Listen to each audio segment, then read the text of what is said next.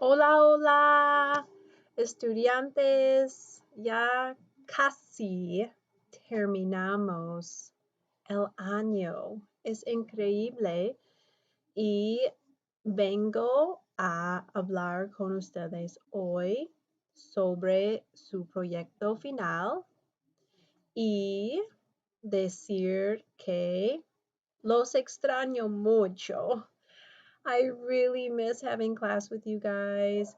I wanted to come on today and do a quick video to talk about the projects that you just submitted a couple weeks ago for Chapter 4B. I'm going to go over some people's submissions as examples, so I apologize ahead of time if your name gets out there, but it's all for a learning experience. And before you have to turn in your final projects for the year, I wanted to point some of the things out that I've seen, good and bad, to help you along your way. Also, I'd like to talk about the final project just to make sure you guys understand what I'm looking for. I first of all have to tell you guys, primera cosa que son maravillosos. You have been amazing this year. I have to tell you that you should be so very proud of yourselves for as much as you have gotten through in this Spanish 1 course, especially with what has been thrown at us with this pandemic and having to work from home. You have been resilient, you have been hardworking, you have asked questions, and you have continued to improve. So, I just want you to know that I'm so very proud of you, and I'm so excited to have you back in Spanish 2 for those of you who have decided to come to SMCC and take Spanish 2. So, let's get started so this doesn't take forever. You know how I like to talk, it could go on and on. So here's your proyecto final, todo sobre mí. You're way ahead of Miss Ray's class, and in so many ways.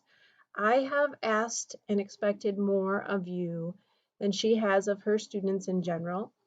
You have gotten farther in the book, even though we were sort of behind. So again, pat yourselves on the back. Un aplauso. And so for our final project this year, I'm asking that you prepare a presentation for me all about you. So the topic is you, and there's a reason for that. You know you. You know what you like, you know what you do, and it should be something easy to talk about. You don't have to boast about yourself or stand up there and talk about how great you are, but you do have to tell me in general things about you. So I thought this topic should be easy because you don't have to do any research. You know yourself. I did attach a rubric. Over here to the right, you can't see it. I just added that rubric online too so that I can grade you electronically, which is amazing.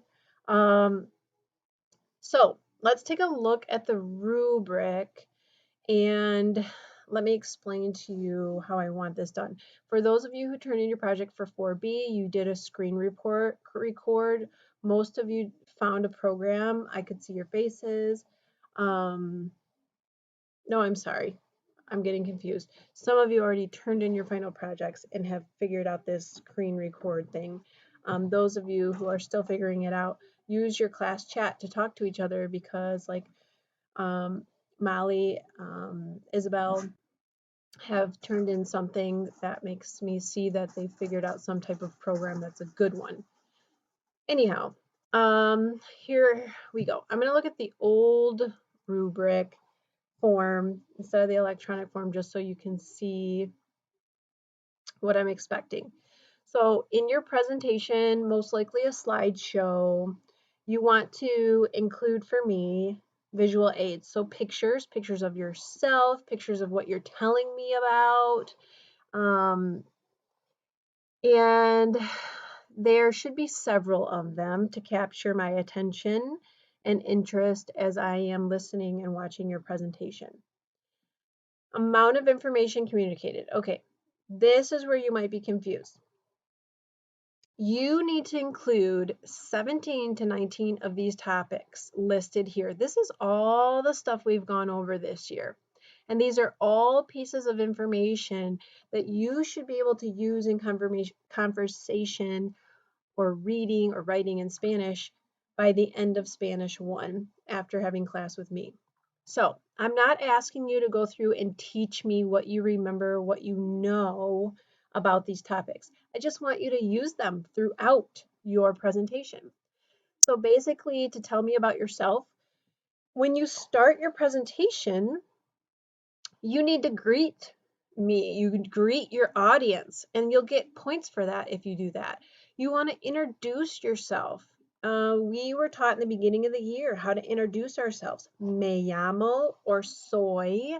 We do not say me llamo es. That was a big thing we talked about in the beginning. Those are two different verbs. So it's either me llamo, señora Mimije, or soy, señora Mimije. Numbers. What do you want me to do with numbers? Oh my gosh. You could tell me your birthday. There's a date there that has a number. You could tell me your favorite number. You could tell me in your introduction, in your greeting, when you first start, the day, the date, the time that you're doing this. Like today is el 22 de mayo.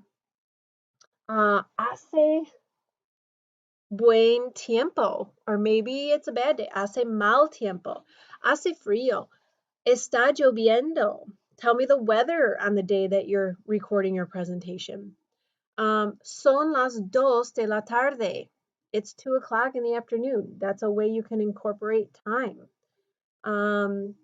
Tengo 14 años. I am 14 years old. There you go. You're using a number.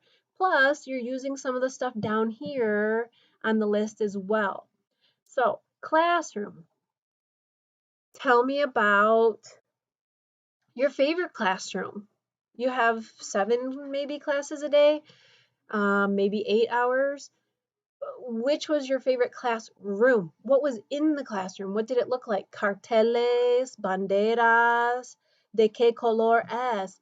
So many things you could tell me maybe about your favorite classroom. At the same time, maybe you could say like, my favorite class is this, and what hour of the day you took that class. And then tell me about that classroom, or say like, oh, this was my favorite class, but this was my favorite classroom.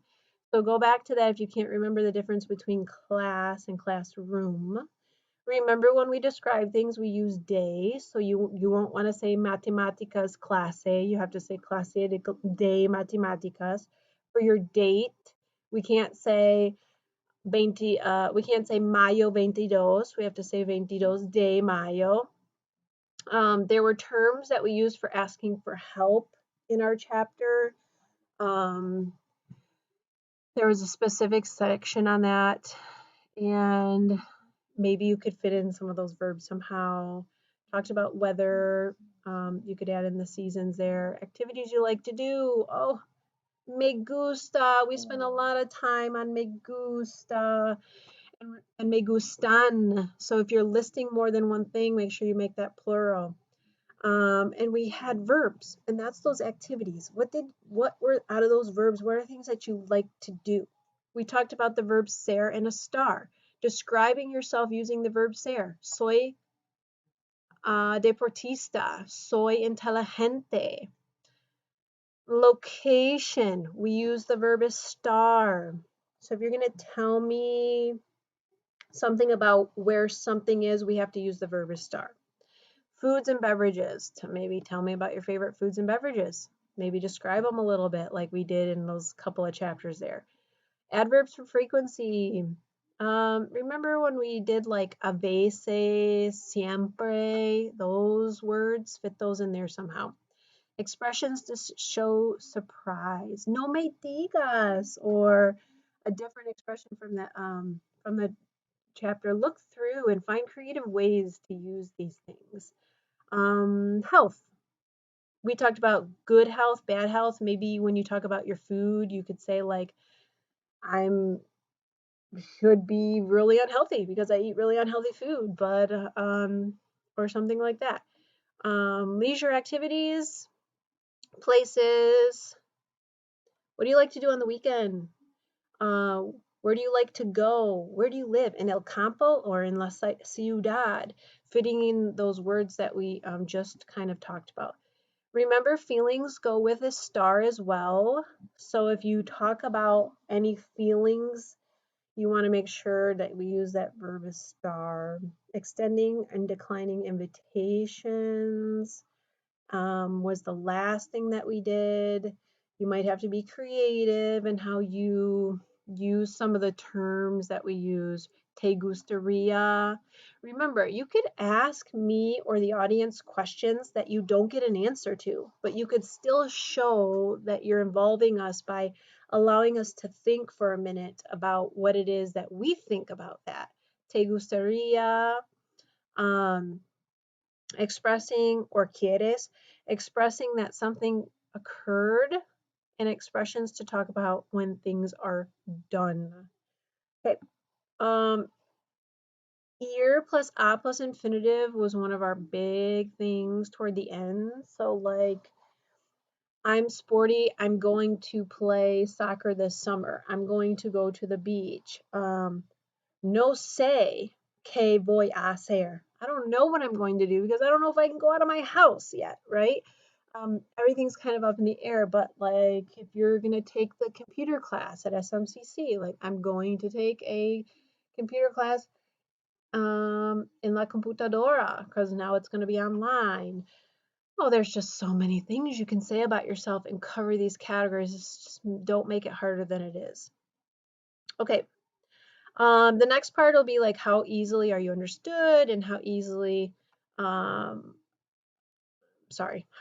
understood. So pronunciation, your grammar. I actually changed this to accuracy on concepts. So when you are using these things up here, I'm also listening to hear how you use them. What is your accuracy on use? Do you use infinitives in the right way? Do you know how to make negative statements? Do you put the no out in front of the verb? Do adjectives agree in gender and agreement? Do you have indefinite articles a or an, and definite articles the, el and la, when appropriate?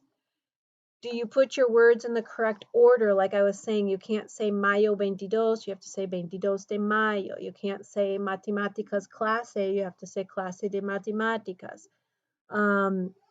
Subject pronouns, do you know how to use those? The yo, the tu, the el, the ella, in case you were to mention someone else, maybe telling me about your family or a friend or something. We have been taught the present tense endings for AR, ER, and IR verbs, so you should be able to conjugate those where appropriate. So maybe you say, I like to play basketball. Juego, I play. Or practico, con mis amigos. Cada día, every day, I practice. Estar and ser, do you conjugate those correctly? Ir, question words. We did a whole chapter with a lot of focus on question words. Maybe put a question word on your slide and then answer the question. Jugar is one of our verbs from that we learned, and me gusta and me gustan and te gustan. So this is sort of the list to refer to. Can you use all of these different things? Can you use them correctly? When you present, do you have enthusiasm to tell me about yourself? Are you expressive? Are you monotone? You should all be recording your faces this time, not just your voices. And so if I'm seeing your face, are you looking down or are you looking at the camera? Are you pulling me in and making me want to listen? Or do I really want to stop before I'm done listening?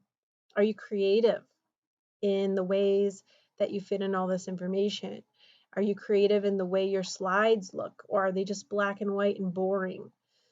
And how long? This should take you a while. It should take you 7 to 8 minutes to go through and hit all of this stuff and really explain it well and enthusiastically. And so I shouldn't be getting turned in 1 to 2 minute videos this time. They should be a little more lengthy. So that's the rubric. Now, let's take a look